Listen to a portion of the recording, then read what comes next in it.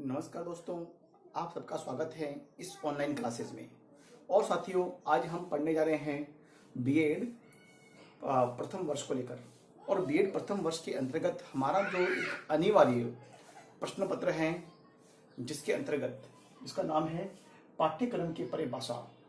पाठ्यक्रम की परिभाषा हमारे इस पाठ्यक्रम का चतुर्थ प्रश्न पत्र है, जिसके अंतर्गत हम कि जो पाठ्यक्रम है उसमें भाषा का किस प्रकार एक पक्ष रहता है, भाषा कितनी महत्वपूर्ण है, तो उन बातों को लेकर हम यहाँ पर अध्ययन करने जा रहे हैं। तो साथियों, कल के वीडियो व्याख्यान में हमने मानकीकरण की भाषा के विभिन्न रूपों के बारे में अध्ययन हमने किया था, और आज हम पढ़ने जा रहे हैं भाषा के मानकीकरण की आवश्यकता। भाषा के मानकीकरण की आवश्यकता हमें क्यों पड़ती है? भाषा का मानकीकरण के बारे में तो हम विस्तार से अध्ययन कर ही चुके हैं, लेकिन भाषा के मानकीकरण की आवश्यकता हमें क्यों पड़ती है?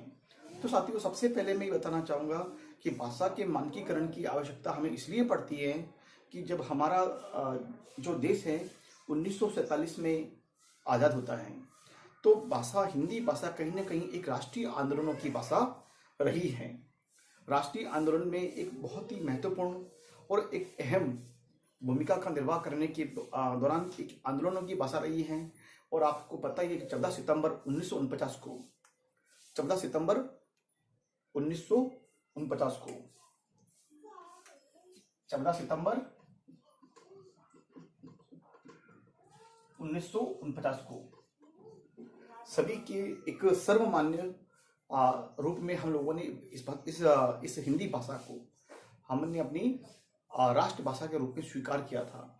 लेकिन जैसे ही हमारा संविधान 26 जनवरी 1950 को लागू होता है, तो इस भाषा को केवल भाषा एक राजभाषा का दर्जा दिया गया, न कि राष्ट्रभाषा का। और केवल एक ये मान सकते हैं कि यहाँ पर केवल एक राजभाषा का दर्जा दिया गया। और 14 सितंबर 1949 को प्रत्येक वर्ष हम हिंदी दिवस के रूप में यहाँ पर मनाते हैं। तो अब साथियों, उसके बाद में जब 1962 में वर्तनी आयोग का गठन होता है, वर्तनी आयोग 1962,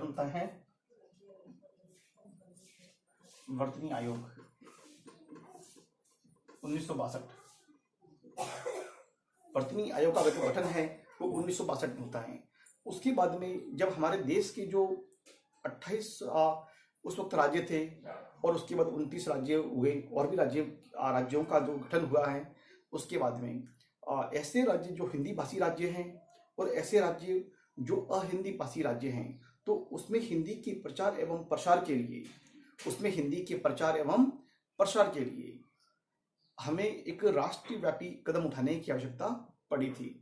तो हिंदी का ऐसा कौन सा रूप है जिसे पूरे संपूर्ण राष्ट्र में लागू किया जाए एक समान रूप से?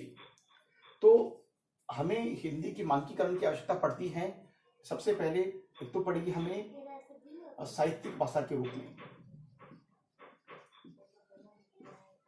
साहित्यिक भाषा के रूप में।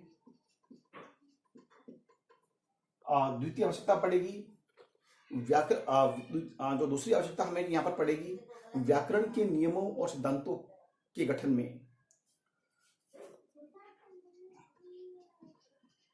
व्याकरण के नियमों व सिद्धांतों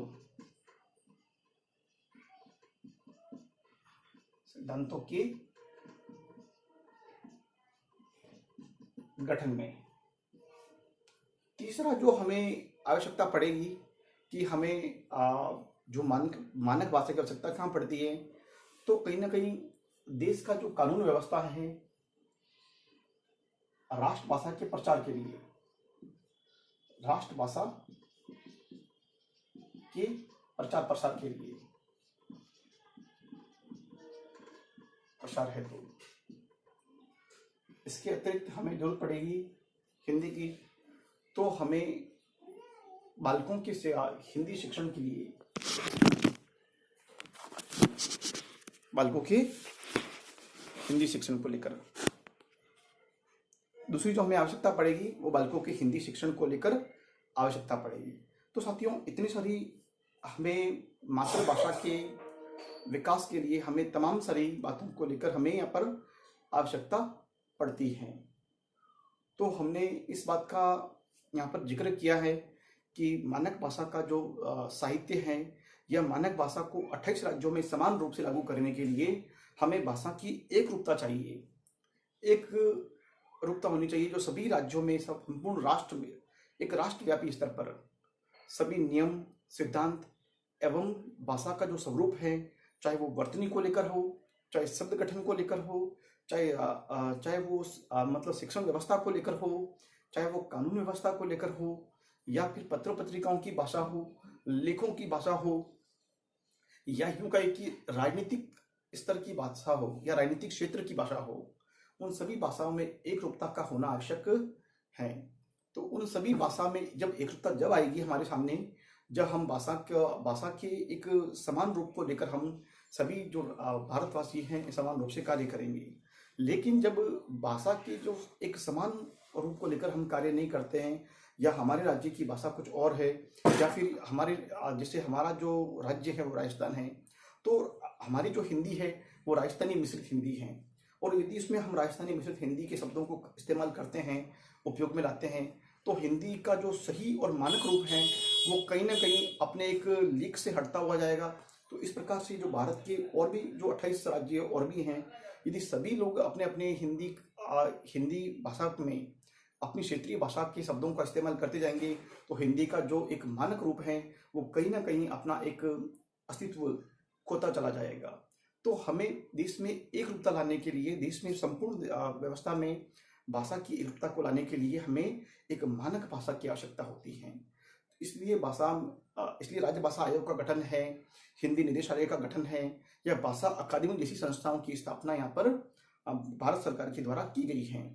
और हर भाषा, हमारे जो संविधान में 22 भाषाओं का जो उल्लेख है, उन भाषाओं के अंतर्गत हमेशा सर्वश्रेष्ठ रचनाओं के आधार पर उन्हें पुरस्कृत भी किया जाता है, क्योंकि भाषाओं के गठन और भाषाई विकास को ज़्यादा से ज़्यादा बढ़ावा देने के लिए हमारी भारत सरकार और हमारी जो विभिन्न जो राज्य सरकारें हैं वो हमेशा निरंतर प्रयास में रहती हैं कि भाषा का विकास हमारे राज्य में, हमारे राष्ट्र में एक देशव्यापी रूप में हो, और एक मानक शब्दावली के साथ में हमारी जो ये राजभाषा है, मातृभाषा है, वो कहीं ना कहीं एक इसका जो अपना परिवार है वो बढ़ता रहे।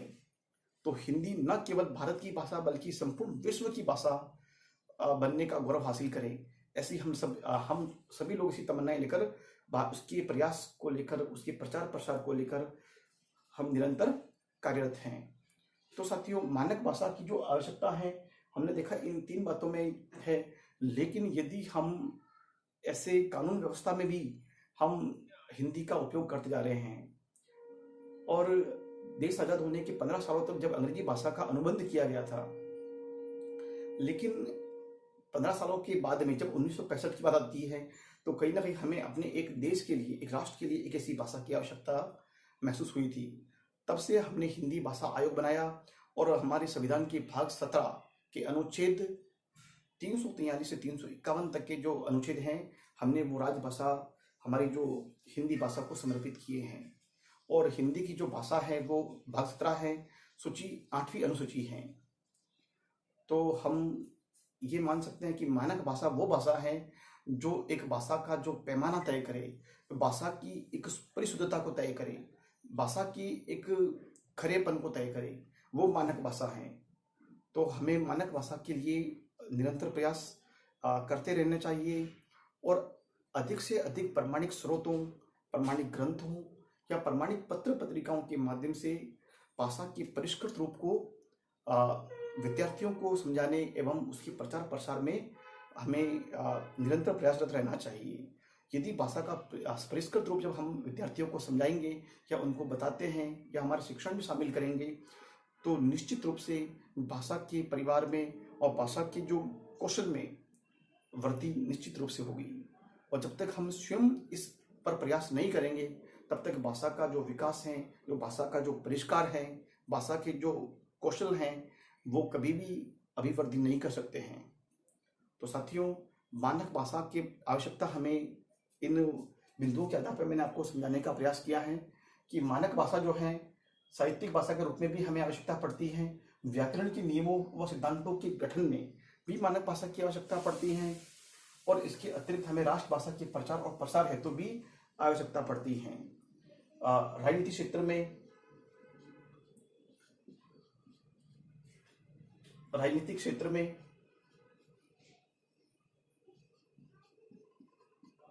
राजनीतिक क्षेत्र में भी हमें हिंदी भाषा के प्रचार प्रसार की आवश्यकता रहती है। तो साथियों, मानक भाषा के जो आवश्यकता है, मानक भाषा के या मानकीकरण की आवश्यकता है, हमें इन सभी क्षेत्रों में मानकीकरण की आवश्यकता है, ताकि हम भाषा के सही और शुद्ध रूप को हम स्वयं भी पढ़ें और जानने वाले हमारे जो विद्यार्थी हैं उनको भी भाषा के सही रूप के बारे में अवगत करा सके। तो साथियों, आज के लिए इतना ही। हम फिर मिलेंगे अगले वीडियो व्याख्यान में। तब तक के लिए बहुत बहुत धन्यवाद। जय हिंद, जय भारत।